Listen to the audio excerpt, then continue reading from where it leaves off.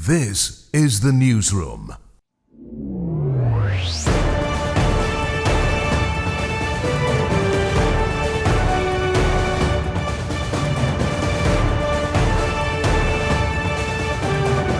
This is the newsroom for Monday, July 21st, 2025. We're broadcasting to you on E1, SKAR TV, NTN, and TARZEE TV in Bartica. In the headlines, thousands turn out at Albion as the PPP flexes its biggest show of support yet in Region 6 ahead of the September 1 polls. APNU's Paul Williams says traps and schemes are behind recent unrest as he defends his party's plan at Melanie rally. Two men face court for allegedly inciting a shocking bar assault caught in video as police hunt the main suspect still at large. Relatives say the suspect in Jenel Pollydore's murder had a troubling history of self-harm and violent breakdowns. Roraima Airways boasts its fleet with two new Italian aircraft to better serve Guyana's interior and link up with the Caribbean. And in sport, Amazon Warriors stormed the GSL 2025 title. President Ali confident in further growth of Global Super League.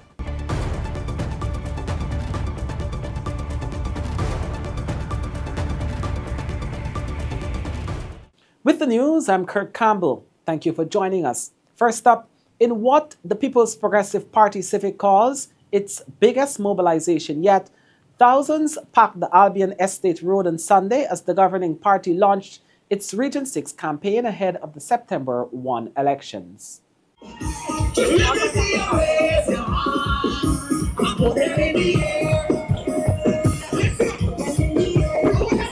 It was as red as the eyes can see here in Berbice, the heartland of the PPP. This is as PPP as it gets. And the man speaking on stage now, Dr. Irfan Ali, is counting on this kind of political energy to ensure he is re-elected on September 1st. Let me tell you from Albion, Region 6 today, that we are going to set up a fund. We are going to set up a fund of $200 million to support our small and medium-sized enterprises. We are going to set up a fund of $200 million to ensure that you have access to capital. In his usual energy, President Ali unveiled sweeping promises for his re-election, including a deep water port linking Guyana to Brazil, establishing Berbice as the country's second oil and gas hub, and advancing modern agriculture through irrigation, fertilizer plants, and crop insurance schemes. But there was more that could come, more that could be felt in every family's pocket. All they can say about all day is oil money, oil money, oil money. And only 37% of the budget is financed from oil revenues. The other money, the other aspect of our economy is financed by ideas, vision, policies, and programs that uplift the people. You have to have the brains, the experience. You have to have the policies. You have to have the plans.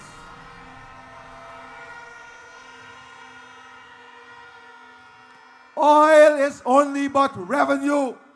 It is how we invest that revenue to build prosperity and to uplift the lives of people that matters. And it is only one party that has demonstrated to you that we have clear ideas, clear plans, and good policies for the people of our country. The show of support was incredible for the PPP at Albion, but the PPP General Secretary Dr. Bara Jagdeo issued a call to arms, urging supporters to raise the party's vote tally in Region 6 from 40,000 that it got in 2020 to an ambitious 55,000 for the September 1st elections. Go to every community. Make sure that you remain mobilized. We have about 40 days remaining. I want you to live sleep, eat PPP for the next 40 days.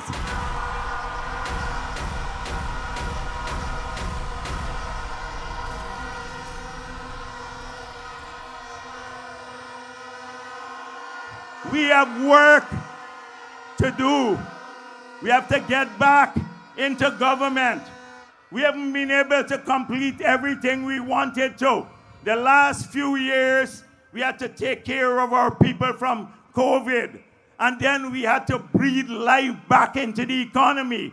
We had to ensure that more people had jobs. 60,000 more of them have jobs. Thousands of sugar workers have been rehired.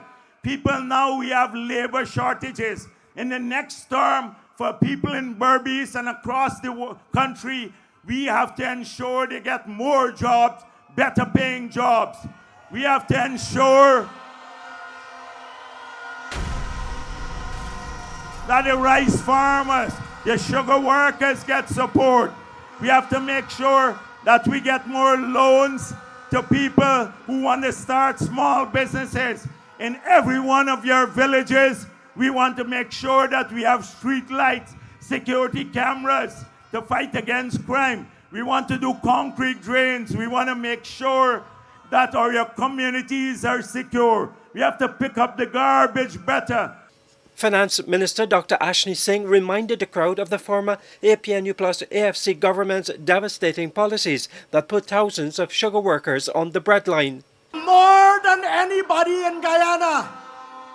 Of course, everybody in Guyana felt it. But you know it perhaps more than anybody else in Guyana. The people of Region 6 bore the brunt of APNU's lack of vision, their incompetence, their blatant political persecution and victimization of people. You know how it felt to live under the mismanagement and misrule of the APNU AFC. You saw what happened, for example, when the sugar industry was closed. Not only did sugar workers feel the brunt of that, every single market, every market vendor, every single taxi driver, every single shop owner felt the brunt of it because the economy dried up and no money was in circulation. And the clear message that I heard you say to APNU AFC for the last 5 years is never again. Prime Minister Brigadier Retired Mark Phillips, speaking with passion and pride, reminded the crowd of his journey from soldier to statesman, calling on voters to stay united behind the PPP. That last road in your community that is still to be done, we will continue until it's done. Every region will have housing development plans. That is what we stand for as a government. And we will come to you as we did in the past, as we are doing now. We will come to you house to house. We will listen to you at your bottom house meetings, and we will continue to craft development plans for you, all the people of Guyana. And it has nothing to do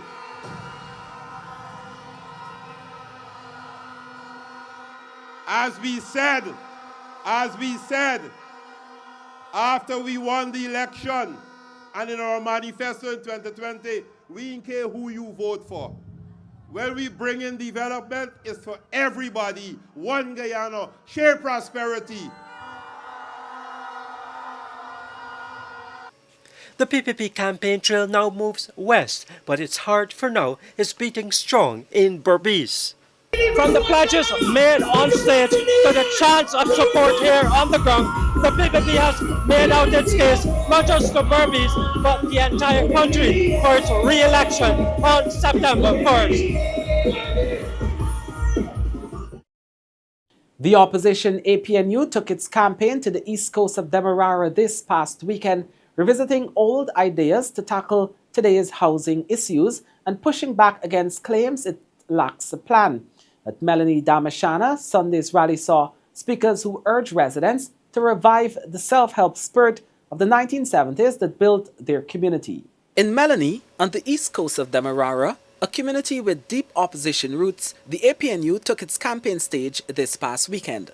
Sunday's rally at Melanie comes as the opposition of Partnership for National Unity, APNU, pushes its message along the East Coast, hoping to revive the same spirit that once built villages like Melanie from scratch.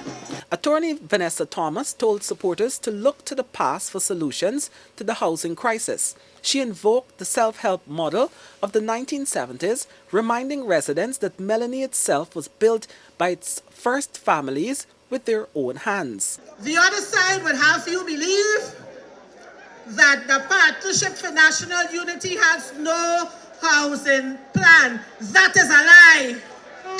Because Melanie Davashana was started through self-help and the spirit of corporatism. And by that we mean we built Melanie with our hands. And our toil must not be forgotten. So for the young men of Melanie, get out of bondage, out! Thomas, the daughter of former Minister Jeffrey Thomas, framed the APNU's plan as one that would put land and construction back in the people's hands. She pitched the party's proposed rent-to-own program as a lifeline for working families. Melanie Damashana, I am home! Also on the Melanie stage, Paul Williams, the former Deputy Commissioner of Police, made his own pitch for leadership in the PNC-led coalition. He told the crowd he'd waited years to step forward to prove the opposition still has strong leaders. And I was waiting for the opportunity to finish my service and now to step up to show that we have leaders. It's myself for what I've gone through, all the dedication and qualify myself for and build the competency. I came from the ghetto, BV the Gulf.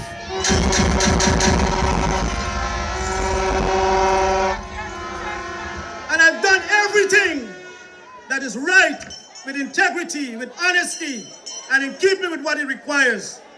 But Williams didn't stop there. He defended recent unrest linked to protests, claiming it's the result of traps set to provoke criminal behavior and tarnish communities. They want to lure you to the traps, and that is what happens to our brothers and sisters who have been led that they call in scrapes and thugs and all sorts of nonsense. We need to get sense. We need to realize that we're being used and stop it. Stop it. Stop it. Stop it. As the opposition ramps up its campaign ahead of general elections, speakers at Melanie called on residents, especially young men, to break free from what they described as economic stagnation and take charge of their future under an APNU government. For the newsroom, Kurt Campbell. Two men appeared at the Friendship Magistrates Court in the East Bank of Demerara today. The police legal advisor has recommended that the duo be charged for allegedly inciting Barry Sullivan, the man now wanted by police to engage in sexual penetration of a young woman without her consent on the night of July 13 at Ragu's Sports Bar. Minister of Human Services and Social Security Dr. Vindhya Prasad described the incident as most reprehensible and condemned the behavior of those who chose to record rather than help the victim. Two men, 36-year-old Leon De Freitas, a DJ from Kururu on the Suzdijk-Linden Highway, and 30-year-old Ryan Rajnarain, an office assistant and well-known music selector from Suzdijk Back Road, are expected to appear at the Friendship Magistrates Court on the East Bank of Demerara. They will face charges related to a deeply disturbing act that was captured in a viral video and has outraged citizens far and wide.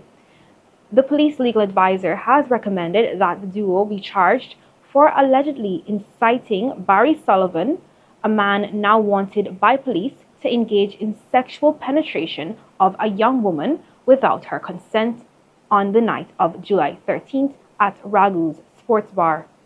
The shocking video, which showed a young woman being sexually violated in full view of patrons, was shut down by police. The wanted man at the center of the incident, Barry Sullivan, is still on the run. The police have issued a wanted bulletin for him. He is 28 years old, last known to reside at Ice House Road, Timeri, East Bank, Samarara. He is wanted for rape committed on July 13th at Soosdijk. The police are appealing to anyone with information about Barry Sullivan's whereabouts to make contact immediately.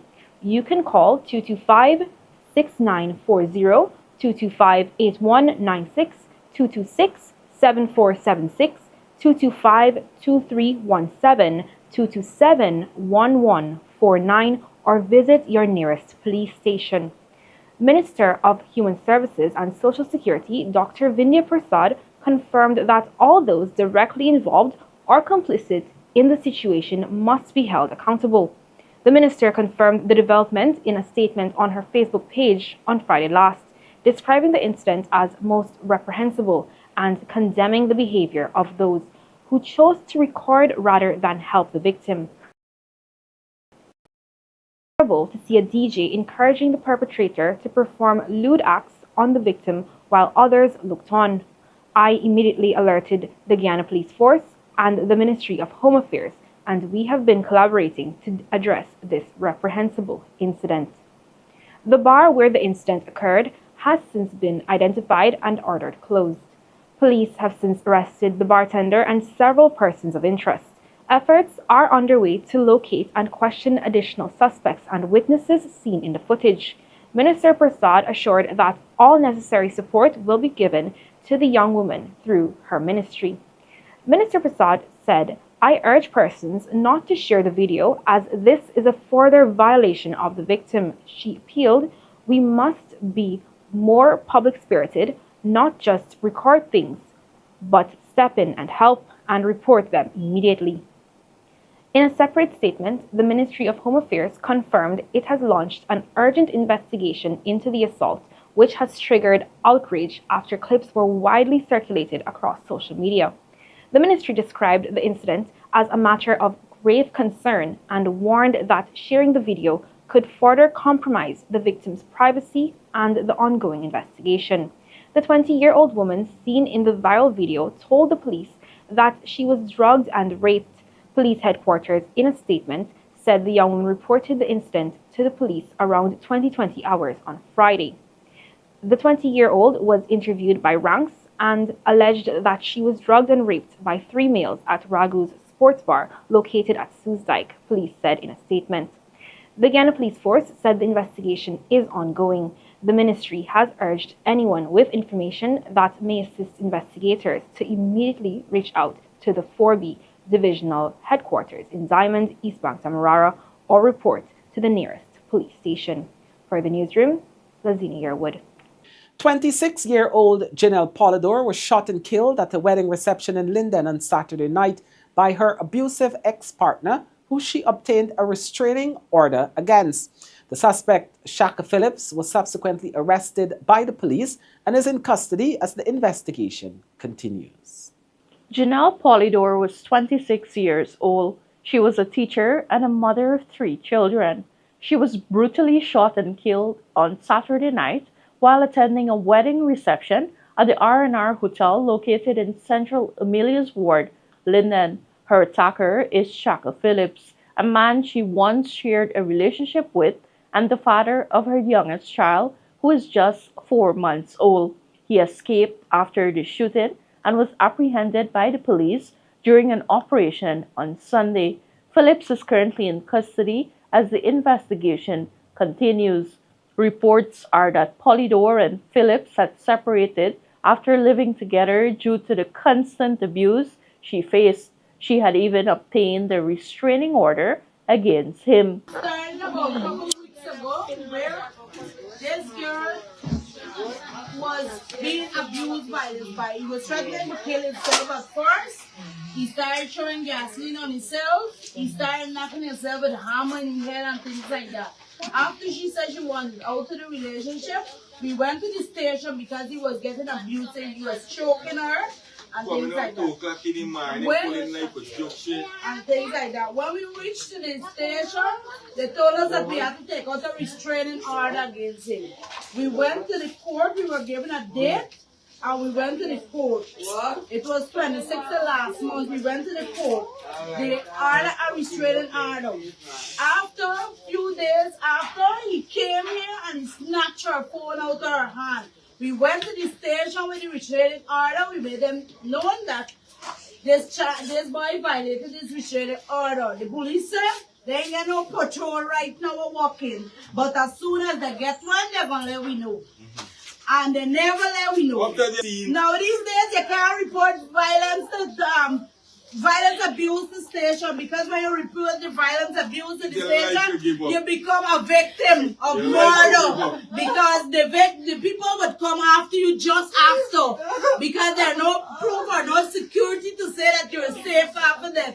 And that's exactly what my daughter said. She said that when you go to the station, that's why she didn't want to go in the first place, because there's no way that these people are going to protect you. We have to change the bolts and lock them on the door just to keep the guy out. He come in and go around at the back and knock your window and things like that. Police said inquiries revealed that Philip's journey to the hotel in a fit of rage since Polydor was not answering her phone. Polydor's relative, Malika Polydore, related to the police that her aunt was standing at the entrance of the hotel when she was approached by Phillips. Phillips reportedly asked Polydor why she wasn't answering her phone. An argument ensued between Phillips and Polydor, and the suspect reportedly took out a handgun and discharged a round at Polydor. The woman then ran to the hotel pool area. Phillips chased after her and discharged 2 more rounds before escaping. Minutes before she was shot and killed, relatives said Polydor begged Phillips to spare her life. She asked me yesterday, she said, take care of baby. She don't want to go to a wedding. At approximately 8 o'clock, she messaged me back and said to me that she's waiting on a car and she'll be home shortly. I told her, she said she wanted to go back, so I would have to take care of the baby. I said, no problem. A few minutes after, I got a call saying that, Madonna, I get shoot. Then you're hearing, a couple minutes after, you're hearing somebody take the phone and all you're hearing is saying, come at her. No. Janelle just get shoot. This highway you're hearing, when you reach there, I heard that the police telling you, don't touch the child and don't come close. When she was alive, they ain't coming for getting the security. When she's dead, a car can slide on the ground. Now you're guarding she. Malika described Janelle as someone who always put others first. The family is now left grappling with the loss and is hoping that justice would be served. For the newsroom, Sharda Bacchus. To boost the aviation sector and improve its service delivery, Roraima Airways has added 2 new state-of-the-art Italian aircraft to its fleet. The aircraft will serve the country's hinterland communities, and plans are in the pipeline to connect to the Caribbean.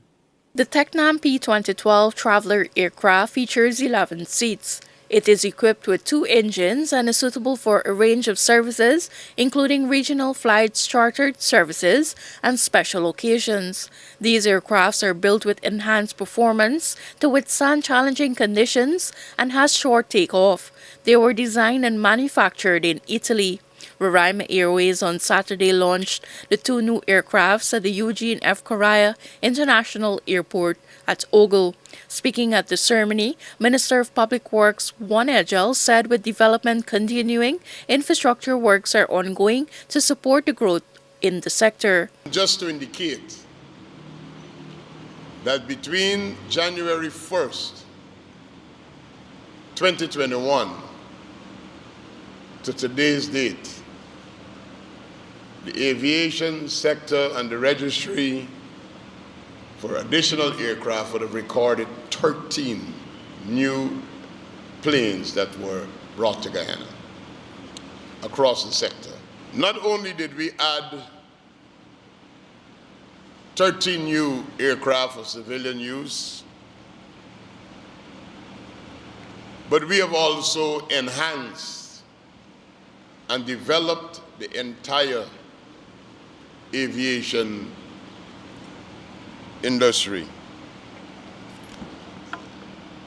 For example, the Guyana and Roraima are buying new planes, and other operators are buying new planes and adding, but they don't want to be landing on some of the conditions they used to land on before.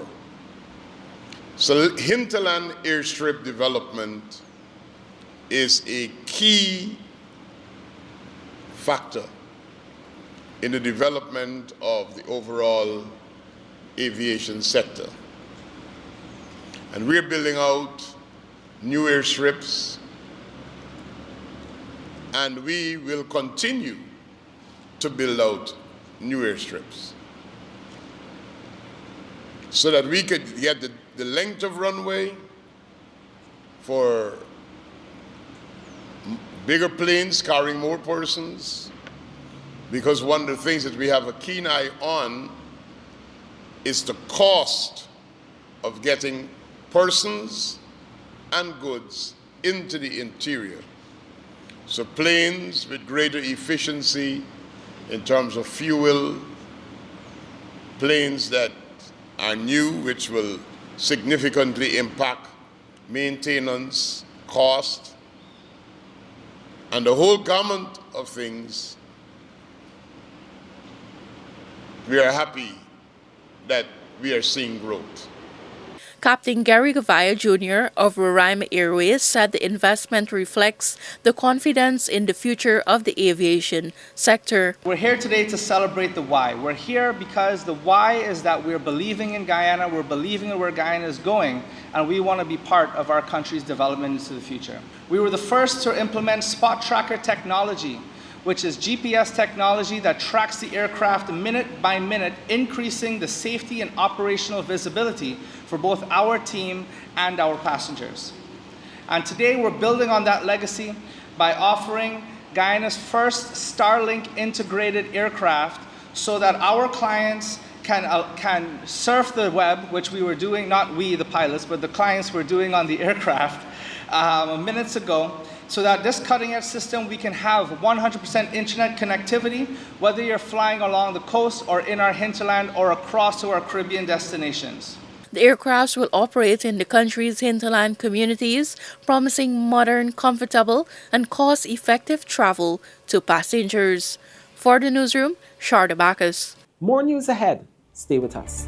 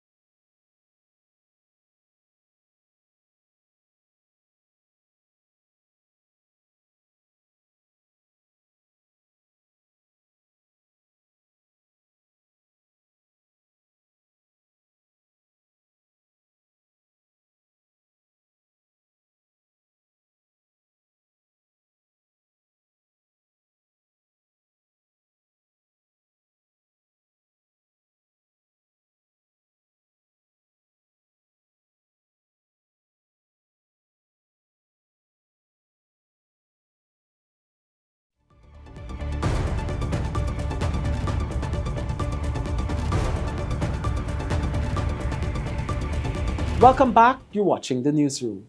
UK Foreign Secretary David Lammy has praised Guyana's efforts to protect its rainforests, saying the country is well positioned to lead on global biodiversity.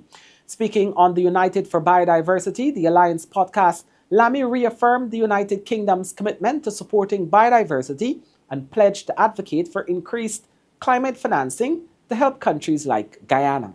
I think it's wonderful that Guyana is hosting this very important global coalition and the alliance coming together. Guyana is a country that has done remarkably well to protect its rainforests. It's a country with 80% coverage of rainforests, and people forget the huge importance that Guyana plays in the Guyana Shield and to the Amazon Basin. And I'm very pleased that the United Kingdom continues to support countries like Guyana in their endeavours. We are absolutely committed to 30 by 30. It's essential that we get there. We also use our ICF and our climate finance, which totals £11.6 billion to contribute to supporting countries in their efforts. And we have a fund of $239 million supporting diversity and biodiversity globally. And I've seen programs in Guyana supporting fishing, for example, dealing with some of the issues and pollutions that come from mining. Essentially, it is important that we get alongside Amerindian communities. Also, they are the primary custodians of our biodiversity, and Guyana is in very good shape to lead on this agenda as well. We are absolutely clear that the UK will use its leadership role on the board of the World Bank to assist in this area and to press for climate finance solutions that support the global south, and also particularly support small island states. You know, Mia Motley, just next door in Barbados, has done a lot to lead on the Bridgetown agenda particularly, and we think that there's more that needs to be done in that arena. So it's through our MDBs, it's through our support for the Caribbean Development Bank, particularly, that we can also encourage more finance. Several requests made by the village Tushao of Kato Region 8, Sandra Brazo, during this year's National Tushaus Council Conference are being met by the government of Guyana to improve the lives of residents. In an interview with the newsroom, Brazo said she made direct requests in May during the conference held at the Ortochung Conference Center in Georgetown. Brazo's request for better systems to make water accessible in the village and better roads that are needed adds to several projects that President Dr. Irfan Ali has already committed to delivering. Yeah, well, I asked them for an upgrade of our water system because people want to farm in the community, and water is a problem. As soon as the rainy season is, you know, people can't farm, plant, because everything just dry out. So I can tell you, I think my request was met, because before I reach home back, they had people checking my water system, that if they can have the water feed, what they call, from the mountain. They already check into that. And they upgraded my water system right in the community there. So it can run up to like 10 o'clock in the night and so people tanks can fill. Also, we got a tank from the President Initiative when he was here in December. He promised the community, because my problem is always water. And I talked to him about it, so he gave each household, he asked to get a tank, and that was delivered. And so now the upgrading of the water system now would fill the tanks, and so we can, we can have people can start having their kitchen gardens or planting, and so water, and then we ask for roads. Well, you see the road upgrading, and it's like it's an ongoing asking for a road, and a lot of people would ask for roads. It's just to get, make your livelihood a little better. Residents of Mahdia, deep in the mountainous Region 8, Putaro Siperuni, usually travel miles away to the coast for some basic government services not yet available in the town. There are no banks or offices providing banking services in the town, as residents weigh their options ahead of the September 1 general and regional elections. President Dr. Irfaan Ali vowed that the incumbent People's Progressive Party civic government would see to it that these crucial services are finally provided to those in Mahdia and surrounding communities.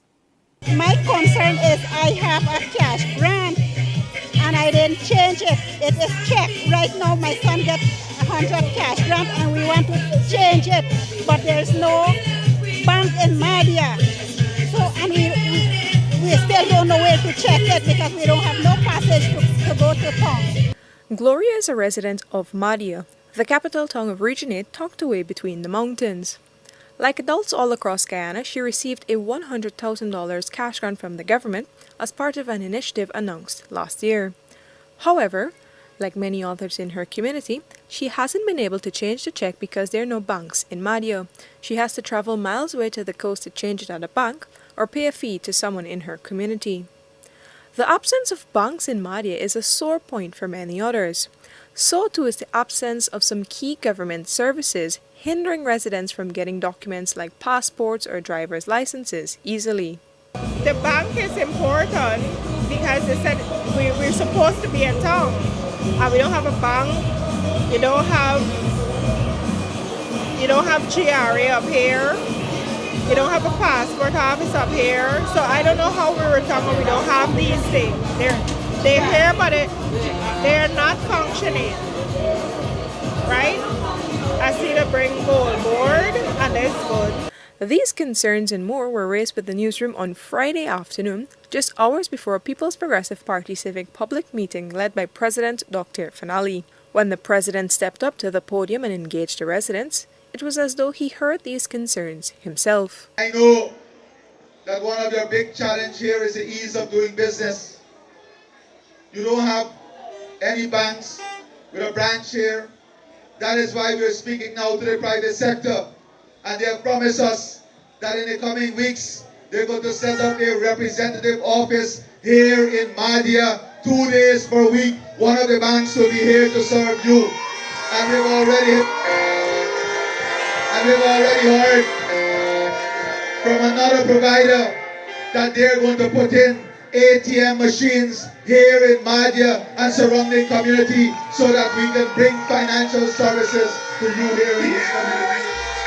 We'll create infrastructure here so that you can renew your passport, you can get your new passport, you can get your replacement birth certificate, you can get your marriage certificate, you can have all of those facilities, including mediation services, right here in Region 8, because we believe that every single region must benefit from a minimum level of service, and these are the minimum level of services that we're going to invest in.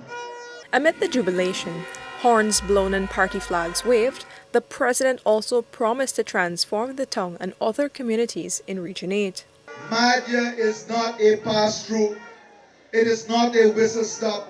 It is a place of immense potential. And we're going to work with you to ensure the reimagining of Mahdia. We're going to support you with money. We're going to support you with technical support and infrastructure to ensure that we create here in Mahdia Region 8 a food production hub for Region 8, so we don't have to fly everything in. We can produce the food, have the cold storage, and have the facility here to have food readily available for all the communities. We want to invest to make this Mahdia area a launch pad for ecotourism and wellness retreat. A thriving community with modern services, clean water, good roads, affordable energy, and happy families. The public meeting was one of several such events the governing party has organized all across Guyana. At these meetings, residents are promised betterment should they re-elect the governing PPP.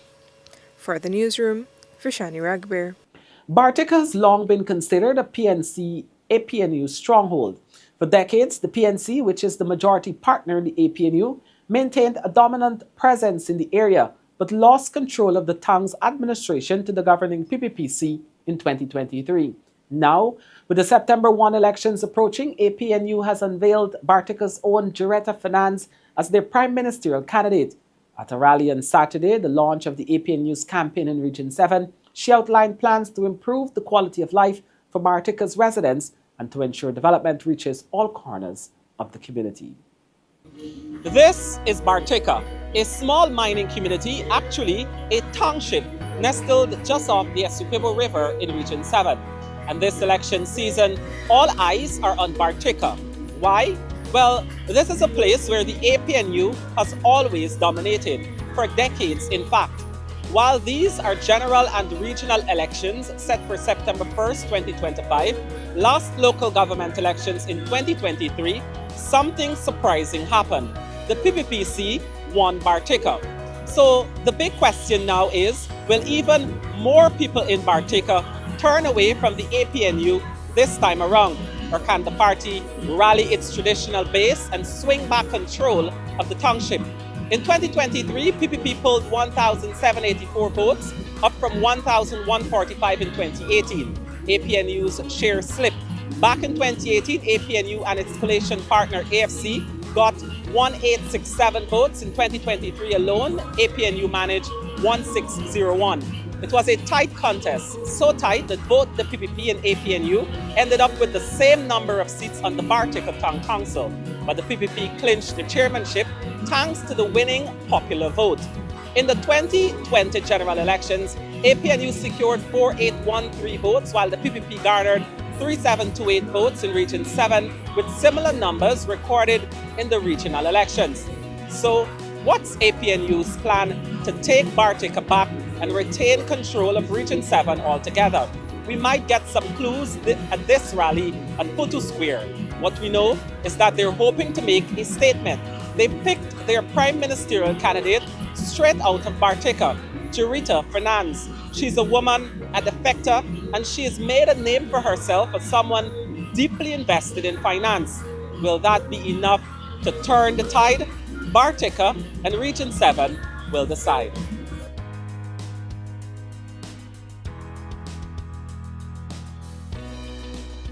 One of the things I want to talk to Barticians about is our housing program.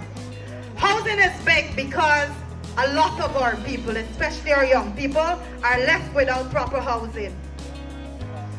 We have designed, and I'm going to give full credit to Aubrey Norton for this. Aubrey Norton has designed a housing program that is going to take poor people out of the situations that they're in, and it's going to raise their standard of living, because we are going to be building tens of thousands of houses. We are not going to be just giving you a house lot. We will be delivering a finished home. We will give you a finished home to live in, and all you have to do is pay a moderate rent every month, and at the end of it, it is yours. As our Prime Ministerial candidate would say, this is our time to shine, Guyana. This is our commitments to Bartica and to Guyana as a whole. As it relates to our oil wealth, we will establish sovereign wealth policies that will ensure oil revenues are properly managed and are transparently invested. So you know what? We're making promises, you know. APNU making commitments. They're committed to doing it for me. Come on. We are going to get a synthetic track here and speak the word tonight. And I stand in here to see it come to pass. We will have a control center. We have got to go in the high-heel shoes and be dressed pulling up and walking in dead sand to go watch this regatta. We must have something proper. We're an oil-producing country.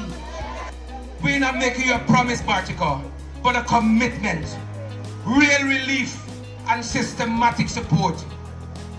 $100,000 cash grant. You can expect it at a particular time. We ain't just coming in aiming anytime. Because of politics.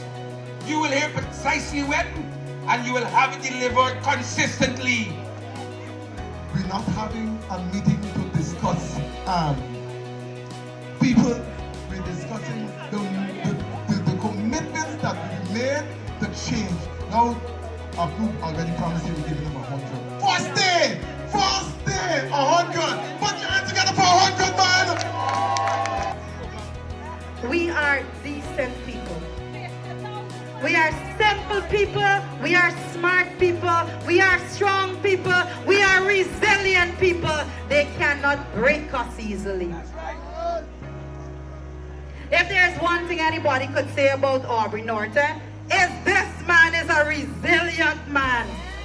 They have thrown everything they can at him, and he's still standing strong today.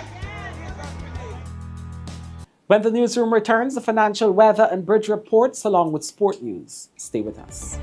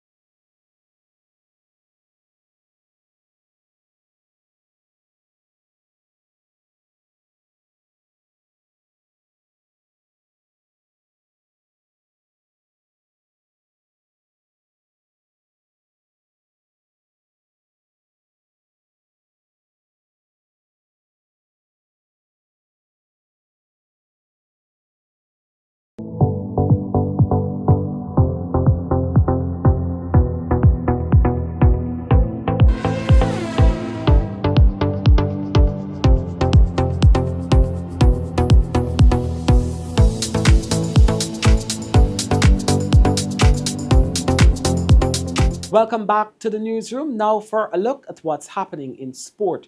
We start things off with some cricket news. Guyana Amazon Warriors have been crowned champions of the Global Super League GSL.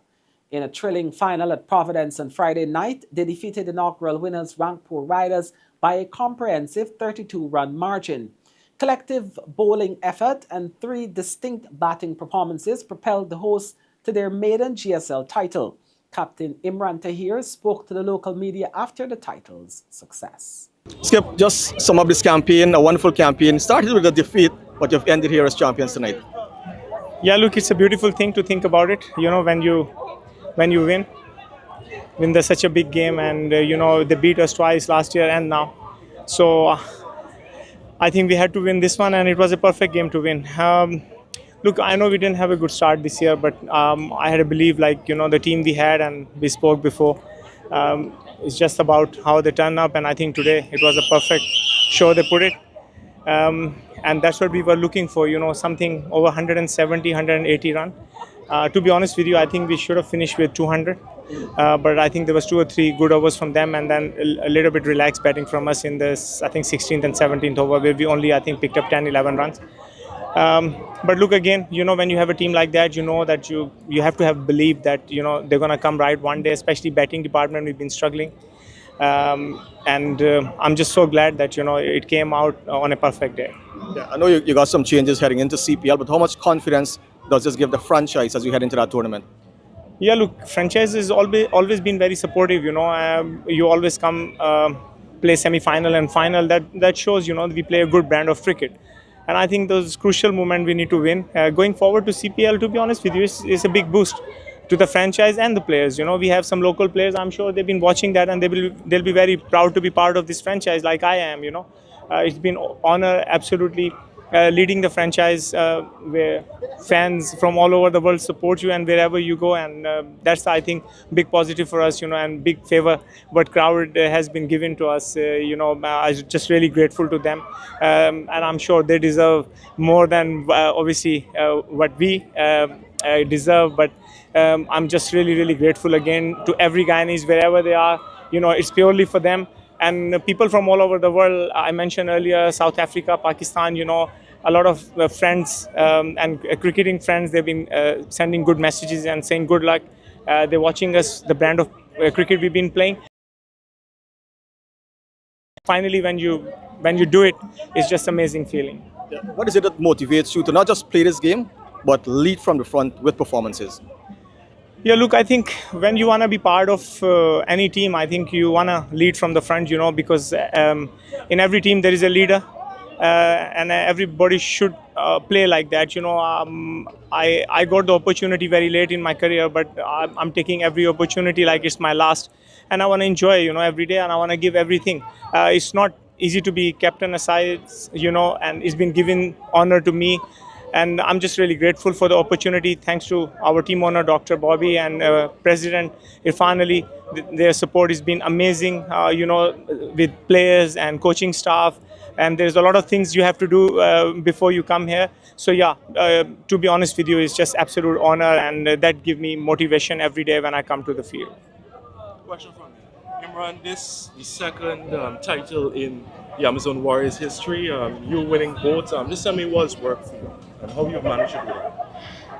Yeah, look, again, if you dream about something and you work hard towards it, it pays off, and then I think that's the best feeling. I have not been playing cricket from last 3 months, which is good also because I've been working on my fitness to come and get the opportunity what I'm getting from Guyana. And I don't want to let my teammates down, first of all, and the people who come watch the game and love the game and support the game, So I always take positive on that. Obviously, winning 2 titles is, I think, it's not easy. Winning CPL and now Global Super League. Something for me to remember, forever, I think. President Dr. Irfan Ali has described the strides made by the ExxonMobil Guyana Global Super League in its short history as fantastic. The GSL was established in 2024 and its first season took place in November and December of that year. The fact that it is already in its second season in July 2025 with significant attention and participation signifies rapid growth. President Ali has emphasized that the GSL's impact extends beyond cricket. Mr. President, I know this is your vision. How great it is to see it all come together here tonight with a sold-out capacity and great cricket. Well, I don't think there's any other tournament except the IPL that would have seen this growth within the first 2 years. This is fantastic growth within 2 years. You have to give the organizers tremendous credit for this. Of course, the Guyanese fan, this could have not happened without the Guyanese fans. And what I've seen from walking around the crowd is that a lot of people actually came in for the game, for this Global Super League. And for this final, you have quite a number of persons coming from around the region. Trinidad and Tobago, we just got another wicket there. So I think that the product is out there now. The product is getting is known now. And there is no doubt that other similar product see this as a emerging threat. I see there's some talks now about starting back the Champions League. But listen, as a people, and I hope the region support us on this, because we're going to give them a good challenge. We should not be shy about it. There is no country or no region that owns any sport. And I honestly believe that if there is decency, those who are involved in the Champions League should have a dialogue with us so we can have one such league. And we are willing to cooperate, we are willing to partner. That is what cricket is about, bringing people around the world together. This is going to be the ultimate league cricket, the Global Super League. And if they want to go back to the Champions League, I think it will be two similar products competing against each other. But we are ready to partner with that product. And I hope that good sense prevail. And those who are working towards the resuscitation of the Champions League will work with us on building one global product that is strong, stable, and that will be sustainable. Yeah, and after 2 years, you think you guys have been able to achieve the goals that you set out initially? I mean, look at this final here tonight. It speaks for itself. the growth has been phenomenal. I don't think there's much sport we can point to in the region that would have had this growth in 2 years. So it's just mass growth in 2 years, remarkable growth in 2 years. So there's still a lot more that the tournament would have to grow with. Because as you know, the tournament has a major cultural and entertainment aspect to it. I think that the ultimate destination is to have that indoor arena and to have that indoor arena linked to the Global Super League. So we can have super concerts, we can have maybe, who knows, major basketball games here at the same time during Global Super League. So we make this a week of 2 weeks of cricket festival that includes international concerts and other international games, maybe including football. We're right next to Brazil. We have to capitalize on that. So, look, the vision is enormous for this Global Super League. And you notice it's the Global Super League. So cricket is an aspect of the Global Super League. But these guys, Jamie and the entire team, I have to give them credit. The local team, they did enormous work in pushing this. I think the PR team was great. And we are heard, I can say. The important thing is that the brand is heard now in every corner of the cricketing world. The brand is creating some, ruffling some feathers, as we know. But we're ready for a challenge. Ramanola Garbaz spoke to local media on Friday after the Guyana Amazon Warriors' title success in the ExxonMobil Guyana Global Super League. According to Garbaz, the key was his spending more time in the middle, and it is a sweet feeling to win the title. Garbaz, a pretty important knock tonight for the Amazon Warriors, not only piling up the runs but setting the tempo for the rest of that innings. Just tell me how you found it out there in the middle tonight. Bismillah Rahman Rahim, yeah, was tough for me after struggling with my bat, and especially the wicket was not easy in this tournament. But when I go in, I was just trying to keep telling myself to be in and try spend as much as I can, some extra time there. I think there was some best opportunity for me to play straight and take their bowler longer as much as I can. I think that was a good opportunity for me, and yeah, it's helped my team as well and helped my batting as well. All right, how easy was it for you to get in and get going, seeing the way that Johnson Charles was already playing? He was playing really well, and when I go in, I was just trying to back myself and try to give him strike as much as possible in the power play because he was already set. And yeah, in my mind I was trying to go as long as possible till the end. And I know that there is some bowler shot and I can charge them, but unfortunately I got out, but still happy with the perform. And yeah, I gave some good start, and Charlie gave some good start to the team as well, yeah. If my memory serves me right, this is probably the first tournament you've played right throughout for the Guyana Amazon Warriors. How does it feel to end it as champion? Always feel great. Last CPL we were in the fight. It was very bad feeling for me when you come from that far and go with the runner up. That's always feel uncomfortable. But for me, this trophy was more than something else because come with some struggling perform. I was struggling with my bat, and the end I did something for my team to win the trophy for them. That's something very special for me. And yeah, overall very happy with the perform, and really congratulations to all the Amazon Guyanese people around the world. I think it's a nice moment for them as well, not only for us. Mitchell Owen made a half-century on debut as Australia clinched a 3-wicket victory over West Indies in the first T20 International in Jamaica. Owen shared an 8-run stand for the 5th wicket with fellow all-rounder Cameron Green, who made 51 off 26 balls as the tourists chased 190 with 7 balls to spare at Sabina Park.